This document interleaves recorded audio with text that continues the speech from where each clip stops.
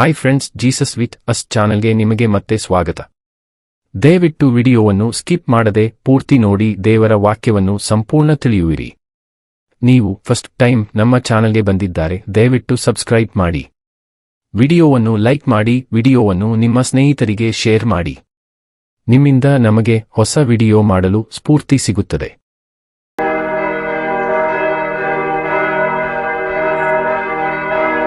ಯೋಬನು ಅಧ್ಯಾಯ 21. ಆಗ ಯೋಬನು ಇಂತೆಂದನು, ನನ್ನ ಮಾತುಗಳನ್ನು ಚೆನ್ನಾಗಿ ಕೇಳಿರಿ, ನಿಮ್ಮಿಂದ ನನಗಾಗಬೇಕಾದ ಆದರಣೆಯು ಮಾಡಿದರೂ ಮಾಡಿರಿ.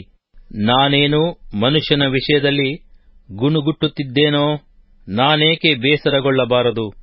ನನ್ನ ಕಡೆಗೆ ಗಮನಿಸಿ ಬೆರಗಾಗಿ ಬಾಯ ಮೇಲೆ ಕೈಯಿಟ್ಟುಕೊಳ್ಳಿರಿ.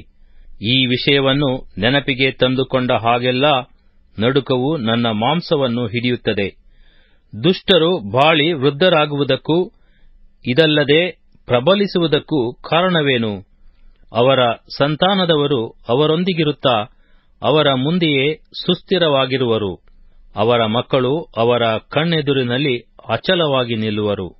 ಅವರ ಮನೆಗಳು ಸುರಕ್ಷಿತವಾಗಿ ನಿರ್ಭಯದಿಂದಿರುವವು. ದೇವರ ದಂಡವು ಅವರ ಮೇಲೆ ಬೀಳದು. ಅವರ ಗೂಳಿಯು ಬೇಸರಗೊಳ್ಳದೆ ಹಾರುವುದು. ಅವರ ಹಸುವು ಕಂದು ಹಾಕದೆ ಈಯುವುದು. ತಮ್ಮ ಮಕ್ಕಳನ್ನು ಮಂದೆ ಮಂದೆಯಾಗಿ ನಡೆಸುವರು. ಅವರ ಬಾಲಬಾಲೆಯರು ಕುಣಿದಾಡುವರು. ಅವರು ದಮ್ಮಡಿ ಕಿನ್ನರಿಗಳೊಡನೆ ಸ್ವರವೆತ್ತಿ ಕೊಳಲಿನ ಧ್ವನಿಗೆ ಉಲ್ಲಾಸಪಡುವರು. ಹೀಗೆ ತಮ್ಮ ದಿನಗಳನ್ನು ಸುಖವಾಗಿ ಕಳೆದು ಕ್ಷಣ ಮಾತ್ರದಲ್ಲಿ ಅನಾಯಾಸವಾಗಿ ಸಮಾಧಿಗೆ ಇಳಿಯುವರು. ಆದರೆ ಇವರೇ ದೇವರನ್ನು ಕುರಿತು, ನಮ್ಮಿಂದ ತೊಲಗಿ ಹೋಗು, ನಿನ್ನ ಮಾರ್ಗಗಳ ತಿಳುವಳಿಕೆಯೇ ನಮಗೆ ಬೇಡ ಎಂದು, ಆ ಸರ್ವಶಕ್ತನು ಎಷ್ಟರವನು? ಆತನನ್ನು ನಾವು ಏಕೆ ಸೇವಿಸಬೇಕು? ಆತನಿಗೆ ವಿಜ್ಞಾಪನೆ ಮಾಡುವುದರಿಂದ ಪ್ರಯೋಜನವೇನು ಎಂದು ಹೇಳುತ್ತಿದ್ದರು. ಆಹಾ, ಅವರ ಸುಖವು ಅವರ ಕೈಯಲ್ಲಿ ದೂರವಾಗಿರಲಿ. ದುಷ್ಟರ ದೀಪವು ಆರಿಹೋದದ್ದು ಎಷ್ಟು ಸಾರಿ! ಎಷ್ಟು ಸಾರಿ ಉಪದ್ರವವು ಅವರಿಗೆ ಸಂಭವಿಸಿದೆ. ದೇವರು ಕೋಪಗೊಂಡು ಅವರ ಪಾಲಿಗೆ ಸಂಕಟಗಳನ್ನು ಕೊಟ್ಟದ್ದು ಎಷ್ಟು ಸಲ! ಅವರು ಗಾಳಿಗೆ ಸಿಕ್ಕಿಬಿದ್ದ ಹುಲ್ಲಿನಂತೆ ಆದದ್ದು ಎಷ್ಟು ಸರ್ತಿ! ಎಷ್ಟಾವರ್ತಿ ಬಿರುಗಾಳಿಯು ಕೊಚ್ಚಿಕೊಂಡು ಹೋಗುವ ಹೊಟ್ಟಿನಂತಿದ್ದರು.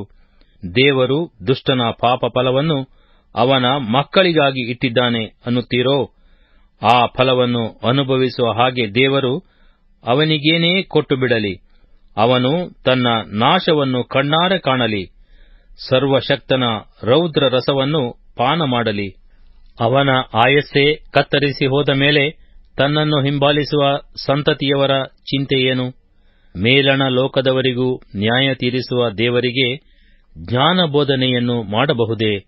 ಒಬ್ಬನು ಸಮೃದ್ಧನಾಗಿ ತುಂಬಾ ಸುಖದಿಂದಲೂ ನೆಮ್ಮದಿಯಿಂದಲೂ ಇರುವಾಗ ಸಾಯುವನು. ಅವನ ತೊಟ್ಟಿಗಳಲ್ಲಿ ಹಾಲು ತುಂಬಿರುವುದು. ಅವನ ಅಸ್ಥಿಗಳ ಮಜ್ಜೆಯು ಸಾರವಾಗಿರುವುದು.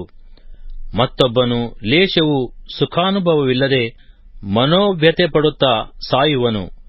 ಇಬ್ಬರೂ ಧೂಳಿನಲ್ಲಿ ಮಲಗುವರು. ಹುಳಗಳು ಅವರನ್ನು ಮುತ್ತಿಕೊಳ್ಳುವವು. ಆಹಾ, ನಿಮ್ಮ ಯೋಚನೆಗಳನ್ನು ಬಲ್ಲೆ. ನೀವು ನನಗೆ ವಿರುದ್ಧವಾಗಿ ಮಾಡುವ ಕುಯುಕ್ತಿಗಳನ್ನು ತಿಳಿದುಕೊಂಡಿದ್ದೇನೆ. ಪ್ರಧಾನನ ಮನೆ ಏನಾಯಿತು? ದುಷ್ಟರು ವಾಸಿಸಿದ ಗುಡಾರವೆಲ್ಲಿ ಅನ್ನುತ್ತೀರಷ್ಟೇ.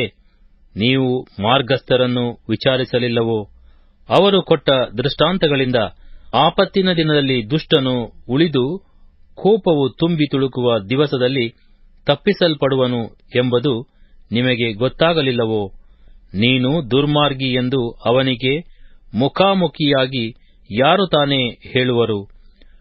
ಅವನ ಮುಯ್ಯಿಗೆ ಮುಯ್ಯಿ ತೀರಿಸುವವರಾರು? ಅವನನ್ನು ಮೆರವಣಿಗೆಯಿಂದ ಸಮಾಧಿಗೆ ತೆಗೆದುಕೊಂಡು ಹೋಗುವರು. ಅವನ ಗೋರಿಗೆ ಕಾವಲಿಡುವರು. ಆ ತಗ್ಗಿನ ಪ್ರದೇಶದ ಹೆಂಟೆಗಳು ಅವನಿಗೆ ಒಪ್ಪಿತವಾಗಿರುವವು. ಅವನಿಗಿಂತ ಹಿಂದೆ ಲೆಕ್ಕವಿಲ್ಲದಷ್ಟು ಜನರು ಹೀಗೆಯೇ ಇದ್ದರು. ಇನ್ನು ಮುಂದೆ ಸಮಸ್ತರು ಹೀಗೆಯೇ ಅವನನ್ನು ಹಿಂಬಾಲಿಸುವರು. ನೀವು ನನಗೆ ಮಾಡುವ ಆದರಣೆಯು ಎಷ್ಟು ವ್ಯರ್ಥವಾಗಿದೆ! ನಿಮ್ಮ ಉತ್ತರಗಳಲ್ಲಿ ಉಳಿದಿರುವುದು ಮಿತ್ರದ್ರೋಹವೇ.